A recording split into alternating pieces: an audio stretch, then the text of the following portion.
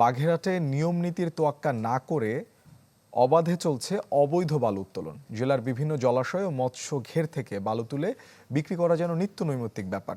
বিষয়টি জেনেও নিশ্চুপ প্রশাসন। অভিযোগ, বন্ধে নেই তৎপরতা, নজরদারি। কখনো দিন কখনো রাতে শ্যালো মেশিন দিয়ে জলাশয় থেকে তোলা হচ্ছে বালু। বাগেরহাট জেলা জুড়ে প্রতিনিয়ত এই অপকর্ম চালিয়ে যাচ্ছে অসাধু ব্যবসায়ী ও সুবিধাভোগীরা।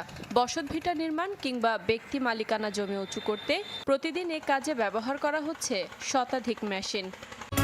পুরানো দিয়ে নতুন নিতে আজই চলে আসুন আপনার নিকটস্থ ওয়ালটন শোরুমে।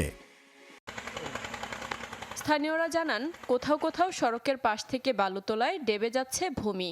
প্রতিবাদ করলে দেয়া হয় হুমকি। তলতে বালি ওঠে, সেই বালু এই জায়গায় বিক্রি করার পরে এটা জমি মিশে যাচ্ছে। ছোট মানুষও বোঝে যে তলতে বালি সরে যাচ্ছে, পরবর্তীতে আপনার বালি তো মাটিতে আস্তে আস্তে বসে গেলে সেই সময় ক্ষতি হবে। ভুক্তভোগীরা জানান, বিষয়টি বারবার প্রশাসনকে জানিয়েও মেলেনি প্রতিকার।